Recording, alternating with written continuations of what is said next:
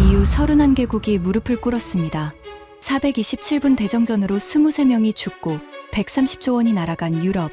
그런데 한국은 단 39초 만에 복구했습니다. EU 조사관이 직접 한국에 왔습니다. 그녀가 목격한 건 상상을 초월했습니다. 발전소 7기가 동시에 멈췄는데 39초 만에 되살아났습니다. 회의도 없이, 승인도 없이. 하지만 진짜 충격은 따로 있었습니다.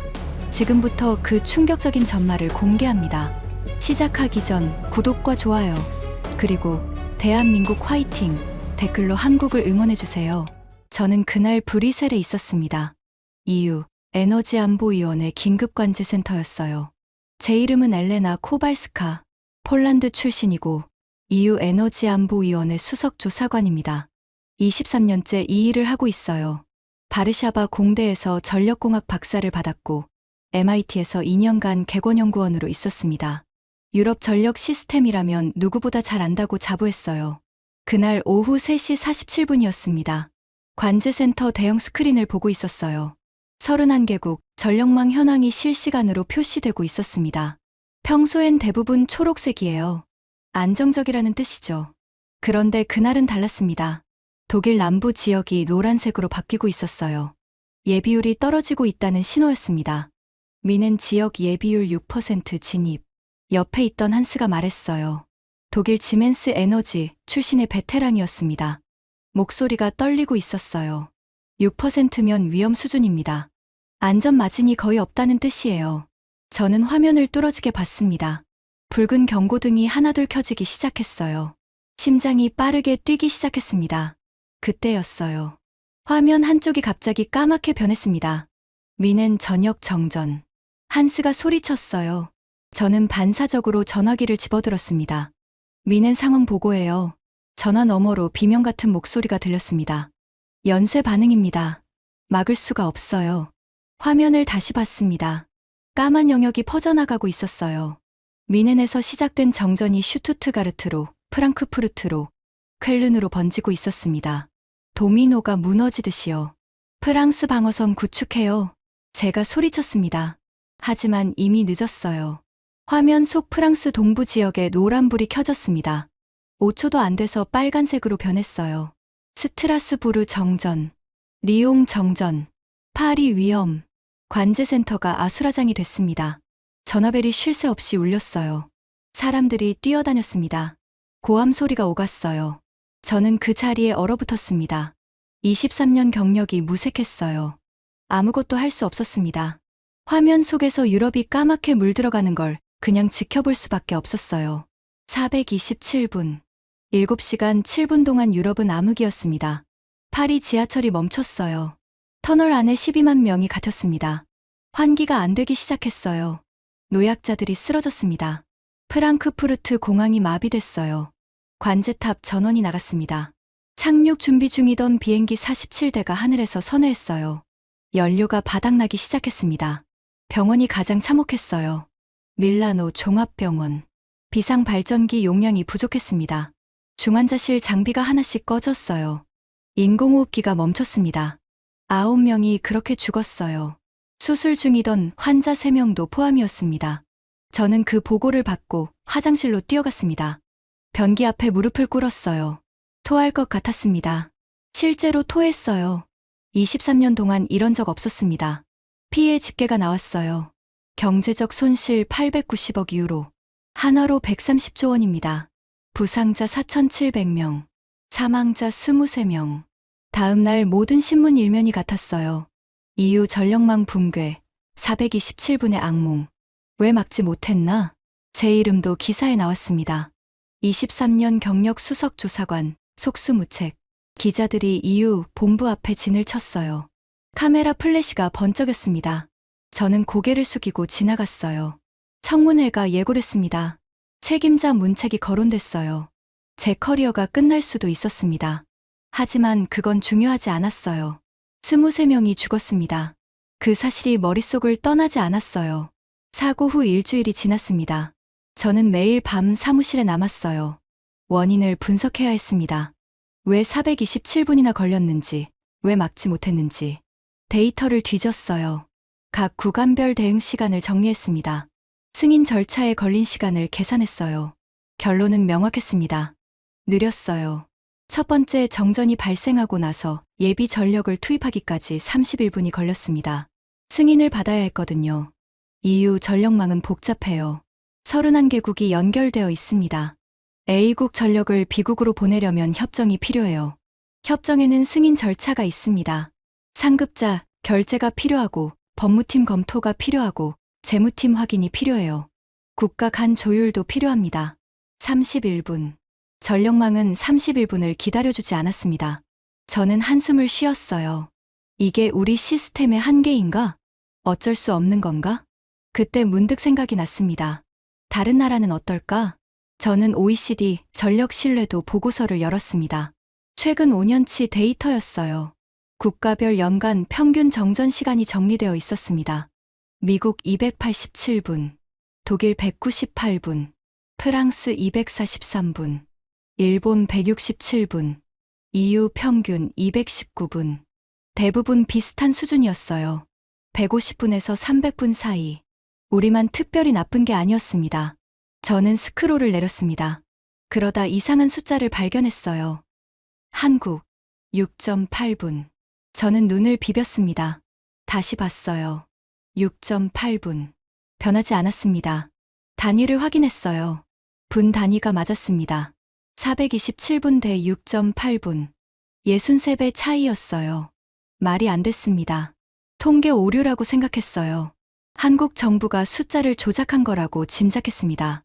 저는 데이터 분석팀 소피아에게 연락했어요. 덴마크 출신의 꼼꼼한 친구였습니다.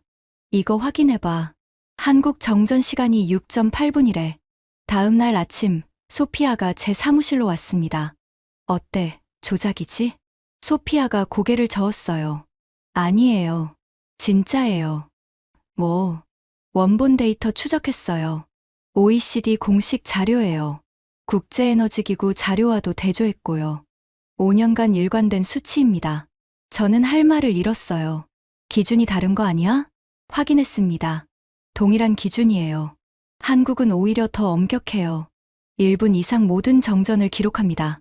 계획 정전도 포함이에요. 저는 의자 등받이에 기댔습니다. 6.8분. 그 숫자가 머릿속을 떠나지 않았어요. 한국은 어떻게 하는 거지? 소피아가 어깨를 으쓱했습니다. 저도 궁금해요. 이건 좀 더 조사가 필요할 것 같은데요.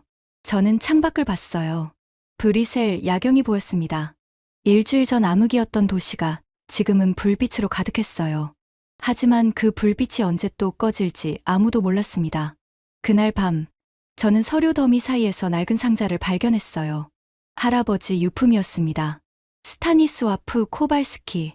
1951년 한국전쟁 당시 폴란드 의료지원단 군의관이었어요.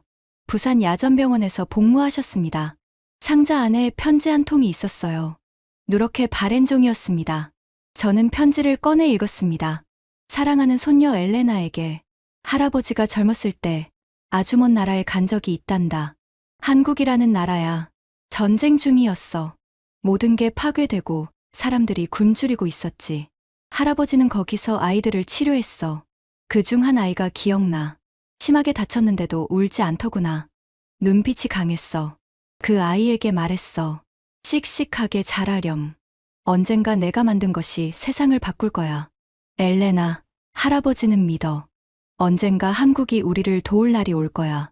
도움은 돌고 도는 거란다. 영원히 너를 사랑하는 할아버지가.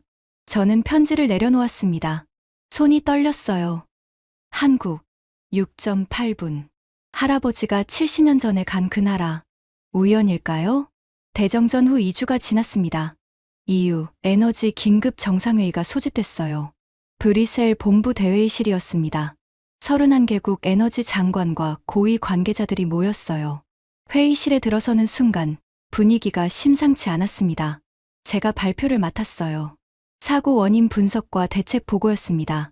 단상에 섰습니다. 300명 가까운 시선이 저를 향했어요.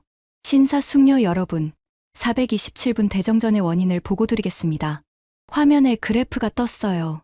첫 번째 문제는 대응 속도였습니다. 정전 발생 후 예비 전력 투입까지 31분이 걸렸습니다. 국가 간 협의, 승인 절차, 법적 검토 때문이었습니다. 회의장이 웅성거렸어요. 두 번째 문제는 연쇄 반응 차단 실패입니다. 한 국가의 정전이 다른 국가로 번지는 걸 막지 못했습니다. 저는 심호흡을 했어요. 그래서 저는 제안합니다. 화면이 바뀌었습니다. OECD 데이터가 떴어요. 다른 나라들의 정전 시간입니다. 미국 287분, 독일 198분, 프랑스 243분, 일본 167분. 다들 고개를 끄덕였어요. 비슷한 수준이니까요.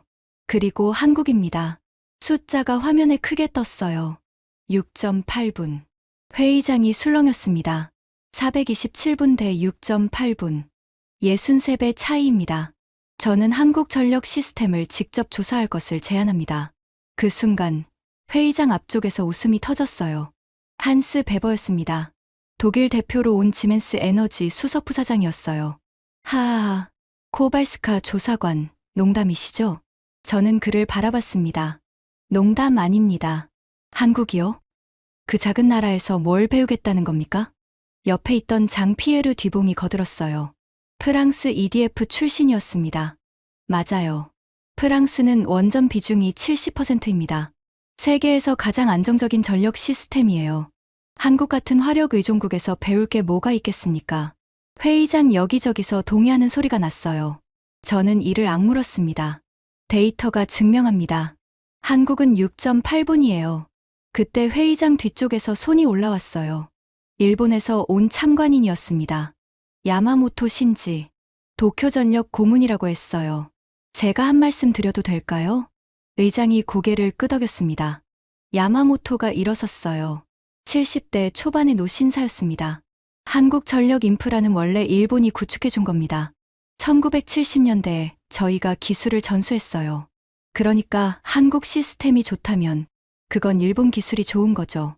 회의장에서 웃음이 터졌어요. 맞아요. 일본이 가르쳐 준 거잖아요. 제자가 뭘 가르치겠어요. 저는 주먹을 불끈 쥐었습니다. 손톱이 손바닥에 파고들었어요. 그 숫자가 정확한지 의문입니다. 한스가 다시 말했어요. 아시아 국가들은 통계 기준이 다릅니다. 작은 정전은 안 세는 거 아닙니까? 장피에르가 고개를 끄덕였어요. 그렇죠. 이유, 기준과 다른 거예요. 비교 자체가 무의미합니다. 저는 단상에서 그들을 내려다봤습니다. OECD 공식 기준입니다. 한국은 오히려 더 엄격해요. 1분 이상 모든 정전을 기록합니다. 한스가 피식 웃었어요. 코발스카 조사관. 당신 할아버지가 한국전쟁에 참전했다면서요? 심장이 철렁 내려앉았습니다. 그게 무슨 상관입니까? 감정적으로 판단하시는 거 아닙니까? 개인적인 연결 때문에 객관성을 잃으신 것 같은데. 회의장이 조용해졌어요. 저는 피가 머리로 솟구치는 걸 느꼈습니다. 할아버지 이야기는 관계없습니다. 저는 데이터를 말하는 겁니다. 한스가 자리에서 일어났어요. 여러분, 우리가 아시아의 작은 나라에서 배워야 한다고요? 이유가요? 세계 최고의 기술력을 가진 유럽이 그가 회의장을 둘러봤습니다. 말이 됩니까? 식민지였던 나라한테 배우자고요? 웅성거림이 퍼졌어요. 맞아요. 유럽이 뭐가 부족해서. 체면이 있지. 저는 단상에 서서 그 소리들을 들었습니다. 입술을 깨물었어요. 피맛이 났습니다. 의장이 손을 들었어요. 코발스카 조사관의 제안은 보류하겠습니다. 우선 이유, 내부 시스템 개선에 집중하죠. 회의가 끝났습니다. 저는 자리에 그대로 앉아 있었어요. 다리에 힘이 풀렸습니다. 회의실을 나서는데 뒤에서 웃음소리가 들렸어요. 한국이라니, 하하하, 감정적이야. 할아버지 때문에 그러는 거지. 여자들은 이래서 안 돼. 저는 이를 악물었습니다. 복도를 걸으면서 눈물이 핑 돌았어요. 분해서요. 억울해서요. 하지만 더 분한 건 따로 있었습니다. 6.8분. 그 숫자가 진짜라면 한국에 답이 있을 수도 있어요. 그런데 아무도 안 들으려 해요. 자존심 때문에, 편견 때문에. 사무실로 돌아왔습니다. 책상 위에 할아버지 편지가 놓여 있었어요. 저는 편지를 다시 읽었습니다. 언젠가 한국이 우리를 도울 날이 올 거야. 도움은 돌고 도는 거란다. 창밖을 봤어요. 해가 지고 있었습니다. 23명이 죽었습니다. 그 사람들을 위해서라도 진실을 알아야 해요. 저는 결심했습니다. 혼자서라도 가겠다고 노트북을 열었어요. 항공권을 검색했습니다. 브뤼셀 인천. 내일 오후 편이 있었어요. 손이 떨렸습니다. 이걸 누르면 커리어가 끝날 수도 있어요. 공식 출장이 아니니까요. 상급자 승인도 없고요. 하지만 저는 클릭했습니다. 예약 완료. 다음 날 아침, 저는 가방을 쌌어요. 노트북, 자료 파일, 여권, 그리고 할아버지 편지. 공항으로 가는 택시 안에서 창밖을 봤습니다. 브뤼셀 시내가 스쳐 지나갔어요. 한국, 6.8분의 나라. 할아버지가 70년 전에 간 그 나라. 거기에 답이 있을까요? 있길 바랍니다. 제발. 인천공항에 내렸습니다. 13시간 비행이었어요. 시차 때문에 머리가 멍했습니다. 하지만 긴장감이 피로를 눌렀어요. 입국장으로 향했습니다. EU에서 출장 올 때면 보통 2시간은 걸려요. 입국 심사, 세관 검사, 이것저것 서류 확인. 특히 공식 조사단이면 더 복잡하죠. 저는 시계를 봤습니다. 줄이 길었어요. 앞에 쉰명은 있어 보였습니다. 오래 걸리겠네. 혼잣말을 했어요. 그런데 줄이 빠르게 줄어들었습니다. 정말 빠르게요. 제 차례가 왔어요. 여권을 내밀었습니다. 직원이 스캔하고 화면을 보고 도장을 찍었어요. 환영합니다. 끝이었습니다. 저는 시계를 다시 봤어요. 17분. 쉰명 줄에서 입국까지 17분이 걸렸습니다. 이게 가능해? 파리 샤를드골 공항이면 최소한 시간 반이에요. 프랑크푸르트는 2시간. 히드로 공항은 운 나쁘면 3시간도 걸립니다. 17분이라고? 입국장을 나서는데 누군가 제 이름이 적힌 피켓을 들고 있었습니다. 엘레나 코발스카, 30대 중반의 남자였어요. 단정한 정장 차림이었습니다. 코발스카 조사관님이시죠? 한국어 억양이 섞인 영어였어요. 하지만 충분히 유창했습니다. 네, 맞습니다. 한국전력 국제협력실 김태현입니다. 마중 나왔습니다. 악수를 했어요. 소나기 힘이 단단했습니다. 멀리서 오시느라 고생하셨습니다. 아닙니다. 갑작스럽게 연락드려서 죄송합니다. 김태현이 미소를 지었어요. 괜찮습니다. 저희도 유럽 시스템에 관심이 많았어요. 서로 배우면 되죠. 저는 그 말에 살짝 움찔했습니다. 서로 배운다고? 427분 대 6.8분인데 우리가 배울 게 뭐가 있지? 공항을 나섰어요. 첫인상은 빠르다였습니다. 사람들이 빠르게 걸었어요. 에스컬레이터에서도 가만히 서 있는 사람이 거의 없었습니다. 다들 한 칸씩 걸어 올라가고 있었어요. 차에 올랐습니다. 오늘 일정을 말씀드릴게요. 네, 지금 서울역으로 갑니다. 거기서 KTX 타고 나주로 이동해요. 나주요? 네, 중앙관제센터가 거기 있습니다. 서울에서 얼마나 걸립니까? KTX로 1시간 47분이요. 저는 고개를 끄덕였어요. 유럽이었으면 브뤼셀에서 프랑크푸르트까지 3시간 반은 걸렸을 겁니다. 고속철도가 자주 연착하거든요. 창밖을 봤어요. 고속도로가 깨끗했습니다. 차들이 질서정연하게 달리고 있었어요. 도로 표지판도 선명했습니다. 김 실장님. 네, 한국전력 시스템에 대해 미리 좀 알고 싶은데요. 김태현이 고개를 끄덕였어요. 물론이죠. 뭐가 궁금하세요? 왜 이렇게 안정적입니까? 김태현이 잠시 생각하더니 대답했습니다. 글쎄요. 저희는 그냥 원래 이랬어서. 원래요? 네. 다른 방법을 몰라요. 이게 저희 방식이에요. 저는 속으로 고개를 갸웃거렸어요. 저희 방식이라. 하지만 그게 뭔지는 직접 봐야 알 수 있을 것 같았습니다. 서울역에 도착했습니다. 역사 규모가 생각보다 컸어요. 사람들이 엄청나게 많았습니다. 하지만 혼란스럽지 않았어요. 다들 자기 갈 길을 알고 있는 것 같았습니다. KTX 플랫폼으로 올라갔어요. 열차가 들어왔습니다. 유선형 디자인이었어요. 깨끗했습니다. 외관에 먼지 하나 없었어요. 좌석에 앉았습니다. 열차가 출발했어요. 부드럽게 가속했습니다. 창밖 풍경이 빠르게 지나갔어요. 최고 속도가 얼마입니까? 305km요. 305km. 유로스타 최고 속도는 300km였어요. 하지만 실제로 그 속도로 달리는 구간은 짧습니다. 저는 창밖을 봤어요. 서울 시내가 지나갔습니다. 고층 빌딩들이 빽빽하게 들어서 있었어요. 잠시 후 도시가 끝나고 논밭이 나타났습니다. 산도 보였어요. 한국이 이렇게 산이 많은 줄 몰랐어요. 국토의 70%가 산이에요. 70%요? 네. 그래서 평지가 귀해요. 인프라 구축이 쉽지 않죠. 저는 고개를 끄덕였어요. 유럽은 대부분 평지예요. 산악지형에서 전력망을 구축하는 게 훨씬 어려울 텐데. 그런데 정전 시간은 6.8분. 이해가 안 됐습니다. 1시간 47분 후 나주역에 도착했어요. 정확히 1시간 47분이었습니다. 1분도 안 틀렸어요. 작은 역이었습니다. 서울역과는 분위기가 달랐어요. 조용하고 한적했습니다. 역 앞에 차가 대기하고 있었어요. 중앙관제센터까지 12분 거리입니다. 차에 올랐습니다. 창밖으로 시골 풍경이 지나갔어요. 논밭, 비닐하우스, 작은 마을들. 그러다 갑자기 거대한 건물이 나타났습니다. 저기입니다. 한국전력 중앙관제센터. 생각보다 작았어요. 아니, 솔직히 말하면 많이 작았습니다. EU 중앙관제센터의 5분의 1 정도 크기였어요. 여기서 전국을 다 관리합니까? 네. 이 규모로요? 김태연이 미소를 지었어요. 직접 보시면 이해하실 거예요. 건물 안으로 들어갔습니다. 보안 검색이 철저했어요. 지문 인식, 얼굴 인식, 신분증 확인. 4번의 인증을 거쳤습니다. 보안이 엄격하네요. 전국 전력망을 통제하는 곳이니까요. 테러 타깃 1순위입니다. 긴 복도를 지나 관제실 앞에 섰습니다. 두꺼운 철문이 열렸어요. 안으로 들어갔습니다. 그리고 멈춰 섰어요. 첫인상. 작다. 이유, 관제센터의 5분의 1 크기였습니다. 직원도 적었어요. 세어보니 23명이었습니다.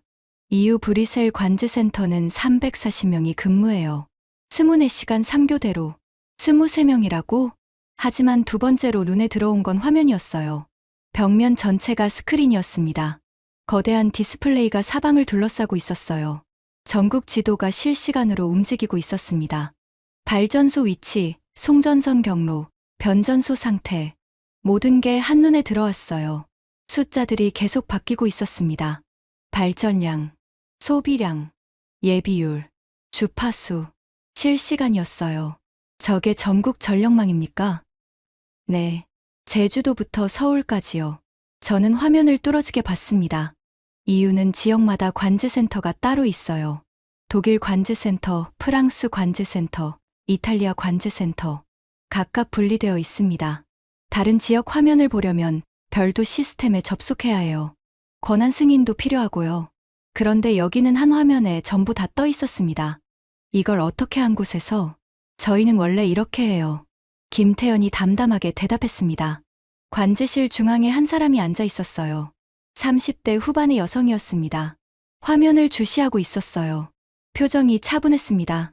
수석관제사 박지연입니다. 김태연이 소개했어요. 저는 다가가서 인사했습니다. EU 에너지안보위원회 엘레나 코발스카입니다. 박지연이 고개를 끄덕였어요. 환영합니다.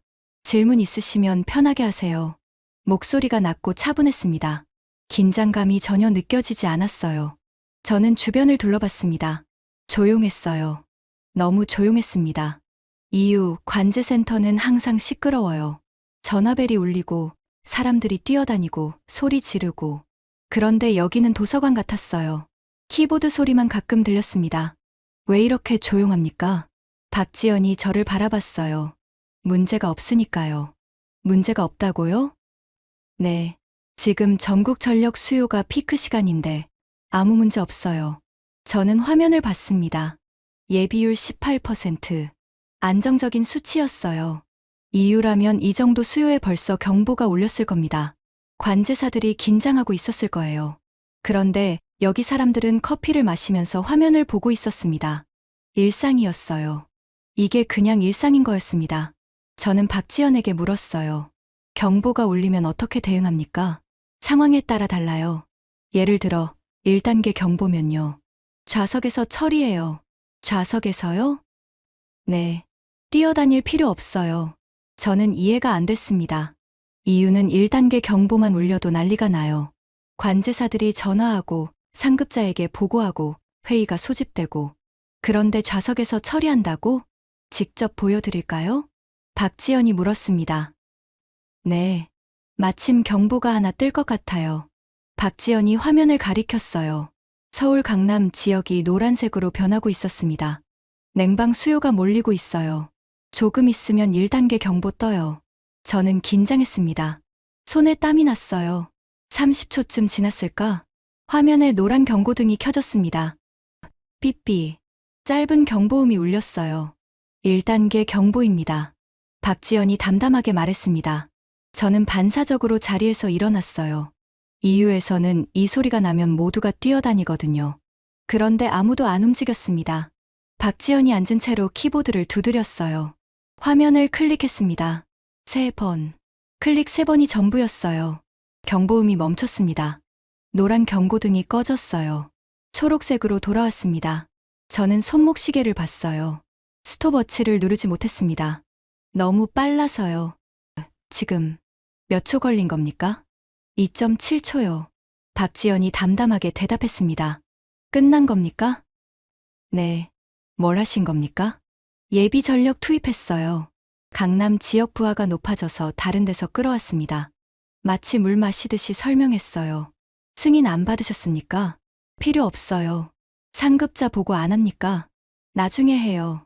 저는 입이 떡 벌어졌습니다. 31분.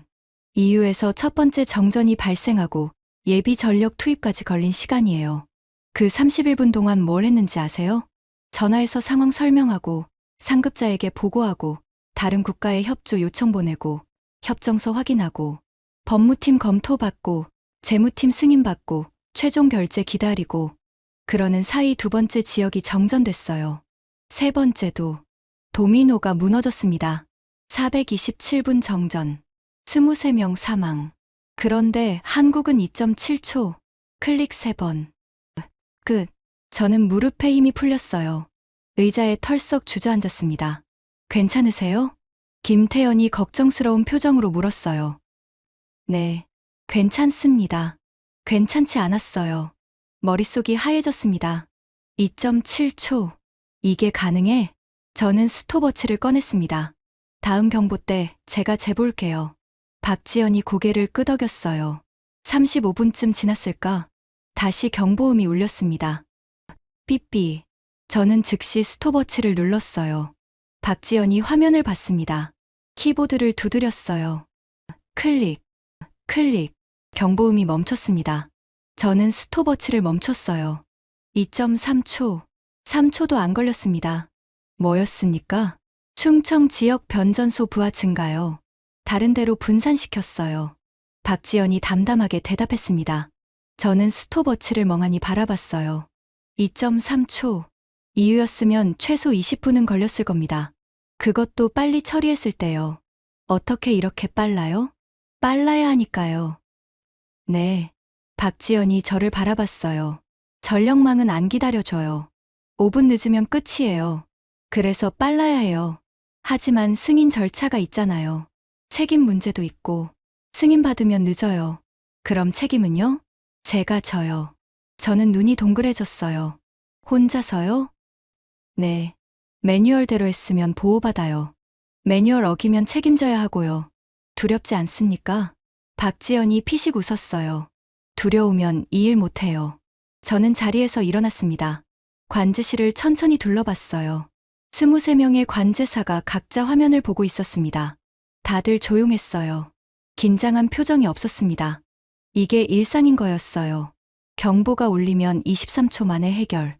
승인 없이 바로 결정. 책임은 본인이 짐. 이유와 정반대였습니다. 이유는 이래요. 경보가 울리면 보고부터 해요. 상급자가 판단해요. 결정은 위에서 내려요. 책임도 분산돼요.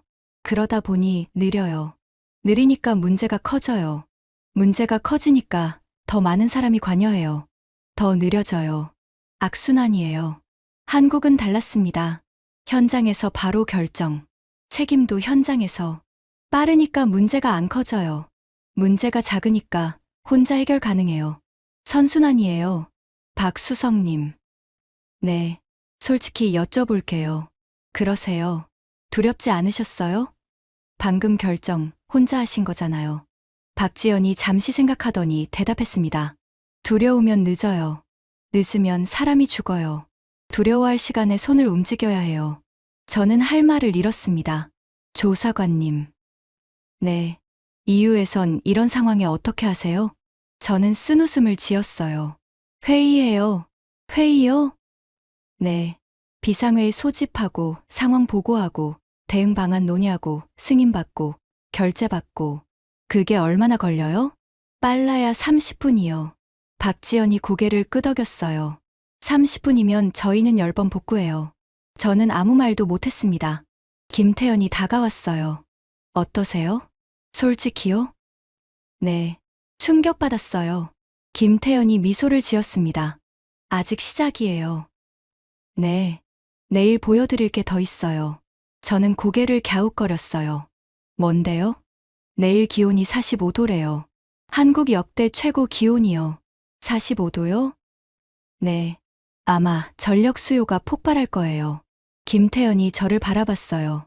진짜 저희 시스템이 궁금하시면 내일 보셔야 해요. 저는 침을 꿀꺽 삼켰습니다. 45도. EU 대정전이 난 날도 38도였어요. 45도면 어떻게 될까? 과연 한국은 버틸 수 있을까? 다음 날 아침, 나주 관제센터에 다시 왔습니다. 아침 8시였어요. 벌써 기온이 33도를 넘었습니다. 햇살이 따가웠어요. 오늘 45도까지 간대요. 김태연이 말했습니다. 한국 관측 역사상 최고 기온이에요. 저는 고개를 끄덕였어요. 관제실로 들어갔습니다. 어제와 분위기가 달랐어요. 긴장감이 느껴졌습니다. 관제사들이 화면에 집중하고 있었어요. 박지연이 중앙 좌석에 앉아 있었습니다. 오셨어요. 오늘 상황이 어떻습니까? 전력 수요가 빠르게 올라가고 있어요. 화면을 봤습니다.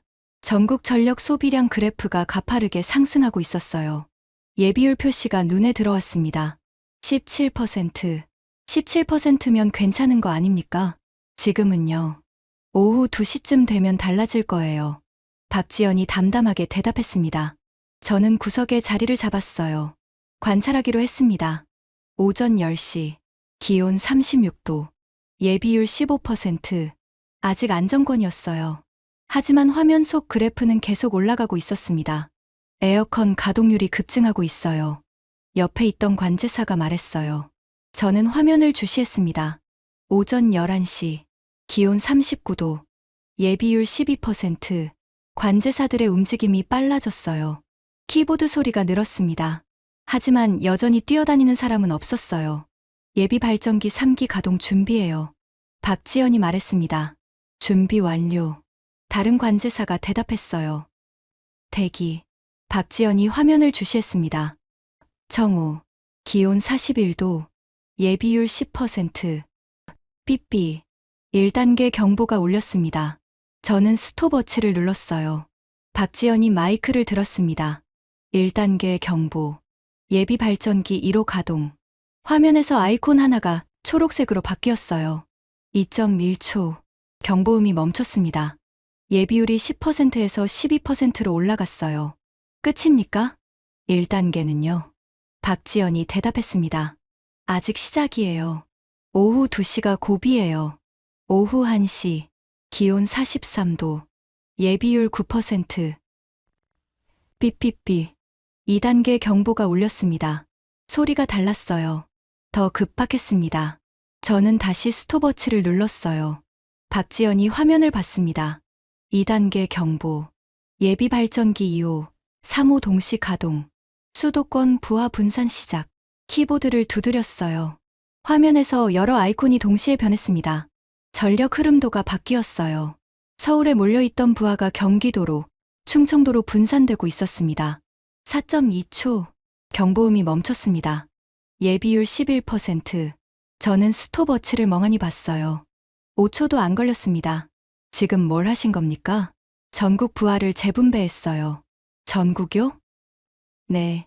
수요가 높은 데서 낮은 데로 전력을 옮겼어요. 그걸 5초 만에요? 시스템이 해요. 저는 버튼만 눌러요. 박지연이 담담하게 대답했습니다. 저는 옆에 앉았어요. 질문이 꼬리를 물었습니다. 지금 하신 결정, 승인 안 받으셨죠? 네. 상급자 보고 안 하셨죠? 나중에 해요. 이게 정상입니까? 박지연이 저를 바라봤어요. 정상이에요. 저희는 원래 이래요. 결정 권한이 얼마나 됩니까? 거의 다요. 거의 다요? 예비 발전기 가동, 부하 분산, 송전 경로 변경. 다 제 권한이에요. 저는 입이 떡 벌어졌습니다. EU에서는 예비 발전기 하나 켜려면 승인 4개가 필요해요. 지역 관제센터 승인, 국가 관제센터 승인, EU 통합 관제센터 승인, 전력거래소 승인. 그게 31분 걸려요. 결정까지 얼마나 걸립니까? 상황에 따라 달라요. 빠르면요?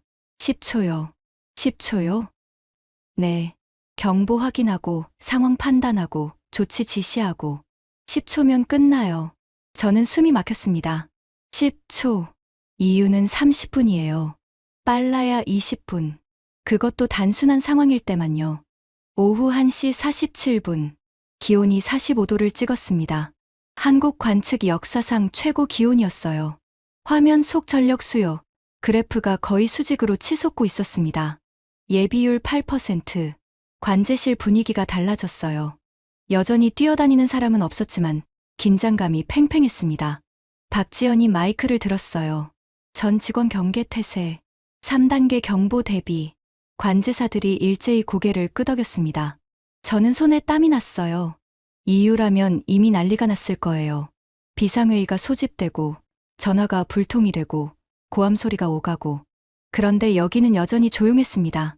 긴장은 하고 있지만 패닉은 없었어요. 오후 1시 52분. 화면에 빨간 경고가 떴습니다. 울산 화력 1호기 긴급 정지. 저는 심장이 철렁 내려앉았어요. 발전소가 멈췄다.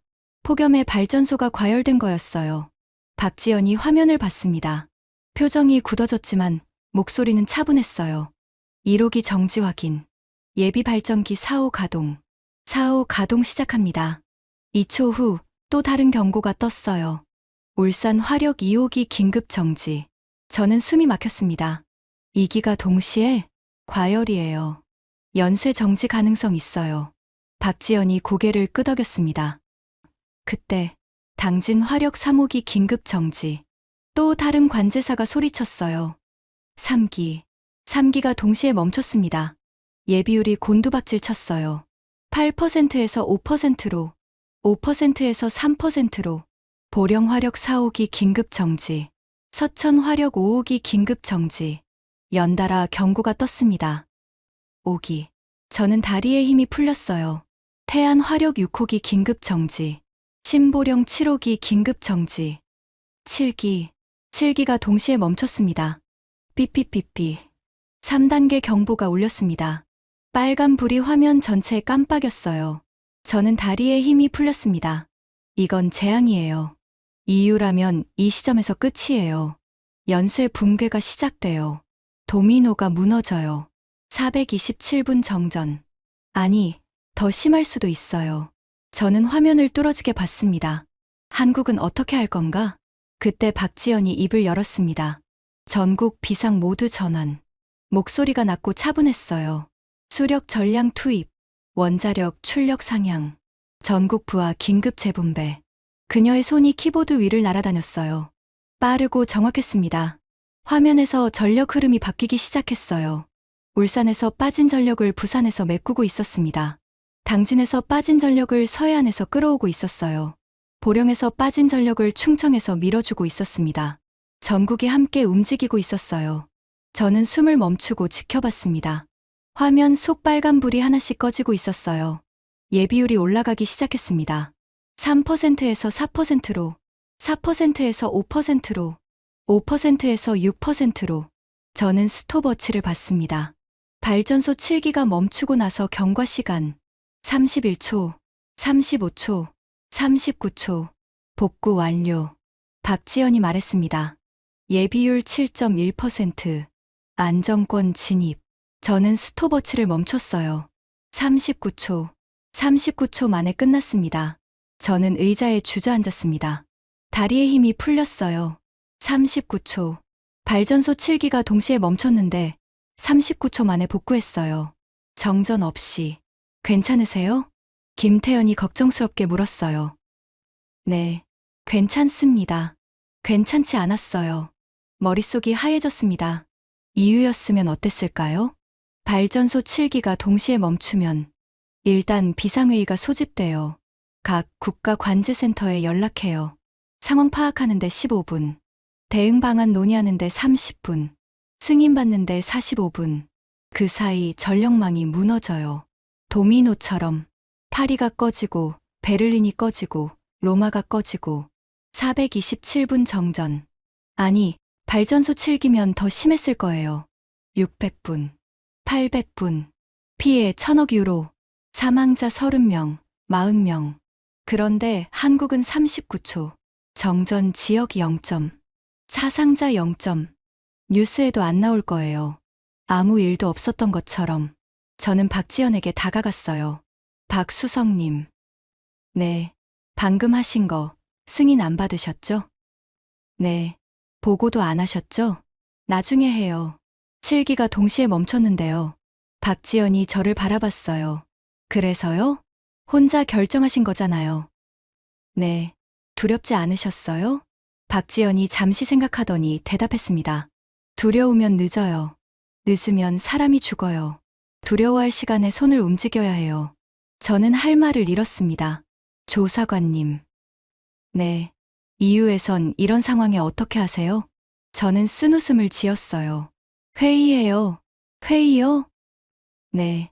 비상회의 소집하고 상황 보고하고 대응 방안 논의하고 승인받고 결재받고. 그게 얼마나 걸려요? 빨라야 1시간이요. 박지연이 고개를 끄덕였어요. 1시간이면 저희는 20번 복구해요. 저는 아무 말도 못했습니다. 오후 5시, 기온이 내려가기 시작했어요. 전력 수요도 줄어들었습니다. 예비율이 16%로 회복됐어요.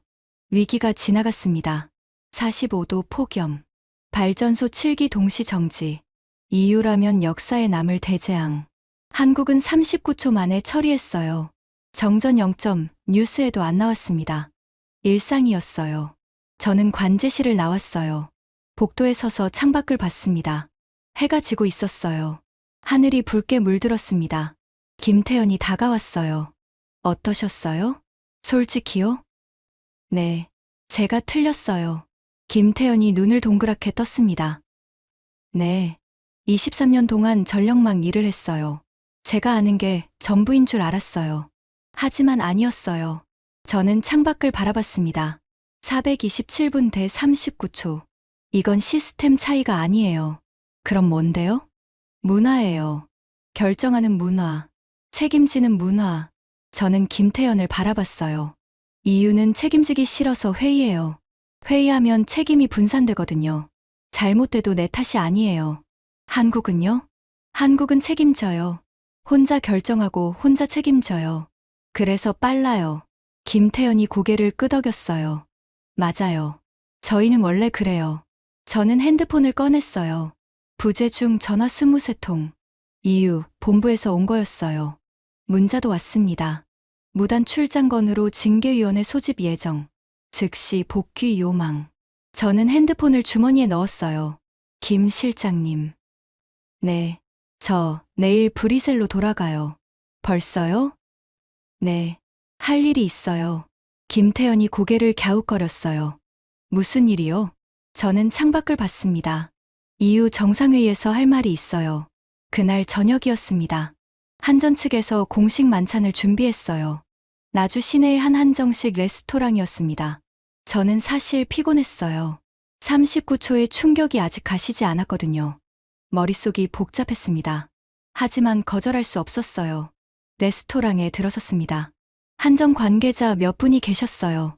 김태연 실장, 박지연 수석관제사, 그리고 처음 보는 분들.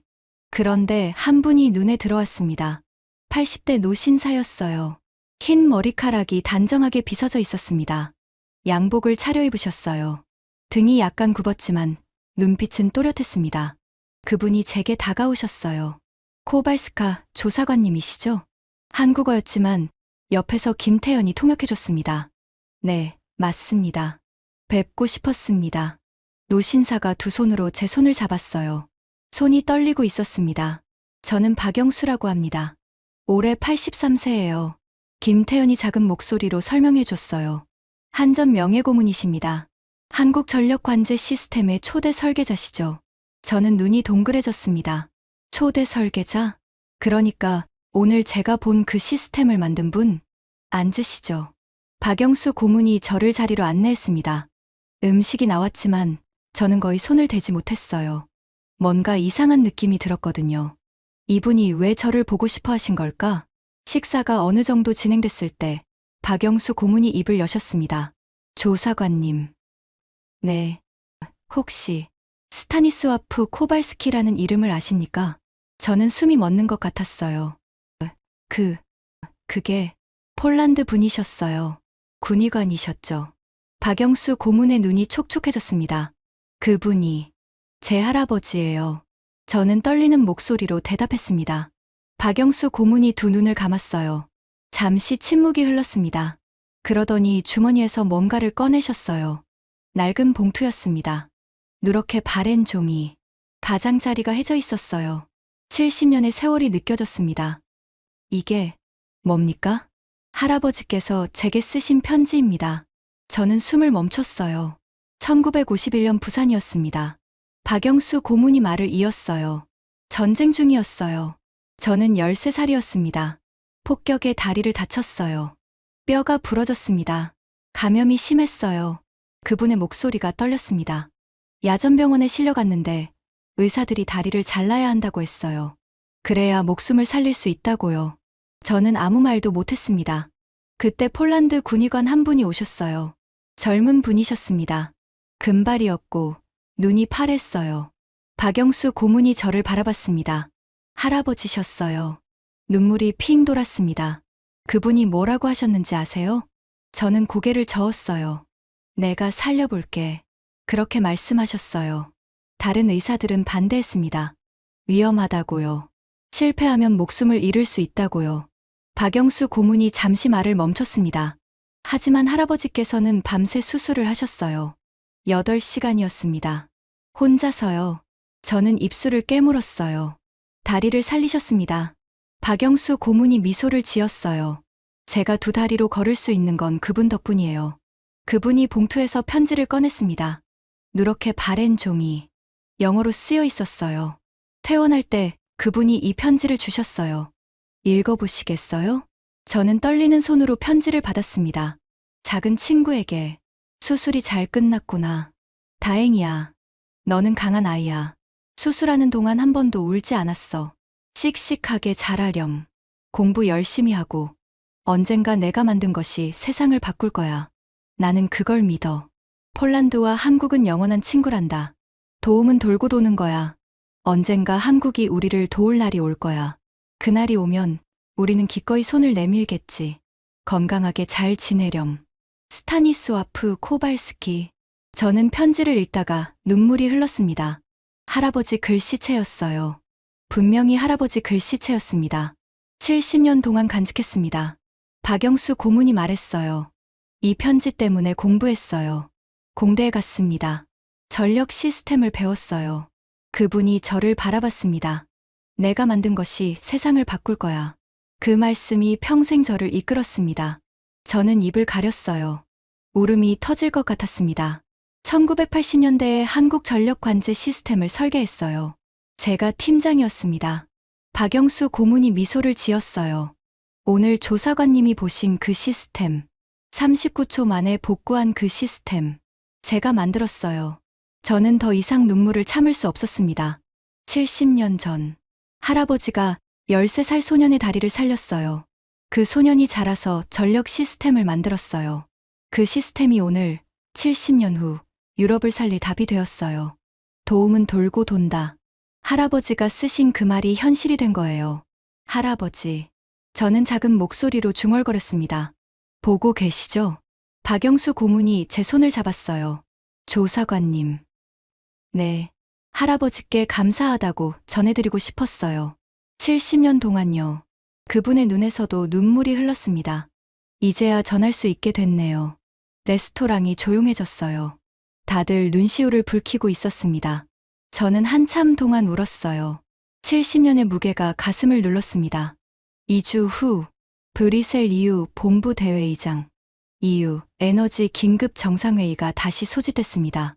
31개국 에너지 장관이 모였어요. 고위 관계자 300명 이상. 저는 발표자 명단에 이름이 올라 있었습니다. 사실 위기였어요. 무단 출장 건으로 징계위원회가 열릴 예정이었거든요. 커리어가 끝날 수도 있었습니다. 하지만 상관없었어요. 할 말이 있었으니까요. 단상에 섰습니다. 300명의 시선이 저를 향했어요. 맨 앞줄에 한스 베버가 앉아 있었습니다. 2주 전에 저를 비웃던 사람이에요. 옆에 장 피에르 뒤봉도 있었어요. 야마모토 신지도 참관석에 앉아 있었습니다. 저는 심호흡을 했어요. 신사숙녀 여러분, 마이크 앞에 섰습니다. 2주 전, 저는 한국에 다녀왔습니다. 회의장이 술렁였어요. 무단 출장이었습니다. 공식 승인 없이 갔어요. 한스가 피식 웃었습니다. 징계받을 각오하고 갔습니다. 왜냐하면 427분의 진실을 알고 싶었거든요. 저는 화면을 띄웠어요. 우리는 427분 동안 암흑이었습니다. 31개국 동시 정전. 23명이 죽었어요. 화면에 당시 뉴스 영상이 흘렀습니다. 어둠에 잠긴 파리. 멈춰버린 프랑크푸르트. 정전된 병원. 회의장이 조용해졌어요. 그런데 한국은 6.8분입니다. 숫자가 크게 떴어요.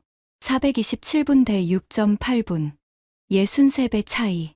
저는 회의장을 둘러봤습니다. 저는 직접 봤습니다. 화면이 바뀌었어요. 나주관제센터 영상이었습니다. 경보가 울렸습니다. 서울 강남 지역 부하 증가. 영상 속 박지연이 화면을 봤어요. 키보드를 두드렸습니다. 2.7초 만에 해결했습니다. 회의장이 웅성거렸어요. 승인 없이요. 회의 없이요. 관제사 혼자서요. 한스가 눈살을 찌푸렸습니다. 더 충격적인 건 이겁니다. 화면이 다시 바뀌었어요. 제가 있던 날, 기온이 45도까지 올라갔습니다. 한국 역대 최고 기온이었어요. 그래프가 떴습니다. 전력 수요가 수직으로 치솟는 그래프.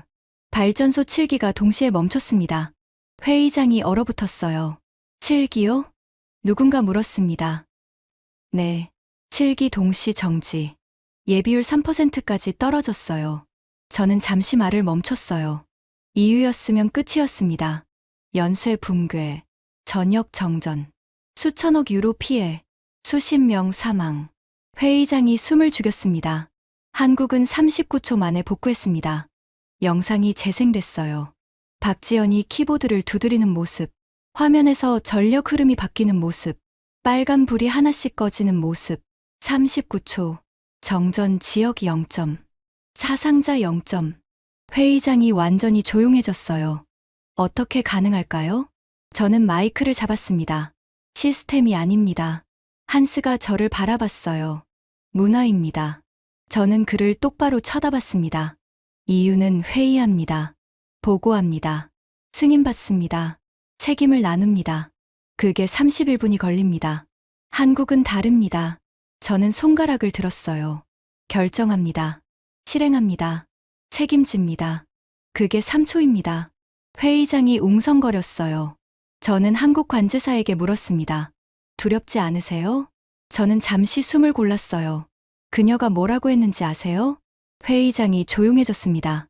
3초 만에 결정하는 게 두려운 게 아니에요. 31분 걸려서 늦는 게 두려운 거예요. 침묵이 흘렀어요. 늦으면 사람이 죽어요. 두려워할 시간에 손을 움직여야 해요. 저는 회의장을 둘러봤습니다. 우리가 회의하는 31분 동안 한국은 10번 복구합니다. 한스의 표정이 굳어졌어요. 우리가 책임을 나누는 동안 한국은 책임을 집니다. 장 피에르가 고개를 숙였습니다. 그 차이가 427분과 39초입니다. 저는 마지막 화면을 띄웠어요. 할아버지 사진이었습니다. 1951년 부산 야전병원에서 찍은 사진. 젊은 군의관 차림의 할아버지. 마지막으로 한 가지 이야기를 드리겠습니다. 저는 목이 메었어요. 70년 전, 제 할아버지는 한국전쟁에 참전했습니다. 폴란드 의료지원단 군의관이었어요. 회의장이 조용해졌어요. 부산 야전병원에서 13살 소년을 수술했습니다. 다리를 살렸어요. 저는 눈물을 참았습니다. 그 소년이 커서 전력 시스템을 만들었습니다. 사진이 바뀌었어요. 83세 박영수 고문의 사진이었습니다. 오늘 제가 본 그 시스템. 39초 만에 7기를 복구한 그 시스템. 그분이 만들었어요. 회의장에서 탄성이 터졌어요. 70년 전 할아버지가 쓴 편지에 이런 구절이 있습니다. 저는 종이를 꺼냈어요. 언젠가 한국이 우리를 도울 날이 올 거야. 도움은 돌고 도는 거야. 눈물이 흘렀습니다. 70년이 지났습니다. 할아버지 말씀이 현실이 됐어요. 저는 마이크를 잡았어요. 한국이 우리를 도울 날이 왔습니다. 회의장이 숨을 죽였습니다. 저는 제안합니다. 저는 똑바로 서서 말했어요. EU 31개국이 한국 전력 시스템을 전면 도입할 것을 제안합니다. 침묵. 그리고 한스 베버가 자리에서 일어났습니다. 코발스카 조사관. 그의 목소리가 떨렸어요. 제가 틀렸습니다. 회의장이 술렁였어요. 2주 전에 제가 뭐라고 했는지 기억합니다. 아시아의 작은 나라에서 배울 게 뭐가 있냐고 했죠. 한스가 고개를 숙였습니다. 사과드립니다. 장 피에르도 일어났어요. 프랑스도 인정합니다. 우리가 오만했어요. 야마모토 신지가 일어났습니다. 일본이 한국에 기술을 가르쳤다고 말했습니다. 그의 목소리가 떨렸어요. 제자가 스승을 넘었습니다. 아니, 이제는 그들이 스승입니다. 하나둘 손이 올라갔어요. 이탈리아, 스페인, 네덜란드, 벨기에, 오스트리아, 31개국, 31개국 전원이 손을 들었습니다. 의장이 마이크를 잡았어요. 한국 전력 시스템 전면 도입안. 찬성 31점, 반대 0점. 만장일치로 가결되었습니다. 회의장에 박수가 터졌어요. 기립 박수였습니다. 300명이 일어났어요. 저는 단상에 서서 멍하니 바라봤습니다. 눈물이 멈추지 않았어요. 의장이 다시 마이크를 잡았습니다. 이 결의안의 공식 명칭을 정하겠습니다. 회의장이 조용해졌어요. EU 에너지 시스템 혁신안. 의장이 잠시 말을 멈췄어요. 부제 코리안 스탠다드. 회의장에 다시 박수가 터졌습니다. 코리안 스탠다드. 한국이 새로운 기준이 된 거예요. 회의가 끝났습니다. 저는 회의장 밖으로 나왔어요. 복도에 서서 창밖을 봤습니다. 브리셀 시내가 보였어요. 해가 지고 있었습니다. 하늘이 붉게 물들었어요. 누군가 다가왔습니다. 한스 베버였어요. 코발스카 조사관. 한스 부사장님. 한스가 저를 바라봤어요.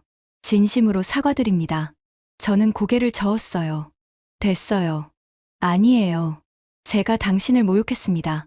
할아버지까지 들먹이며. 한스의 눈이 붉어졌어요. 당신이 옳았어요. 처음부터 저는 미소를 지었습니다. 중요한 건 지금이에요. 앞으로 뭘 할 건지가 중요해요. 한스가 고개를 끄덕였어요. 독일도 바뀌겠습니다. 한국에서 배우겠습니다. 악수를 했어요. 장 피에르도 다가왔습니다. 프랑스도 함께하겠습니다. 고맙습니다. 야마모토도 왔어요. 일본도 한국에 다시 배우겠습니다.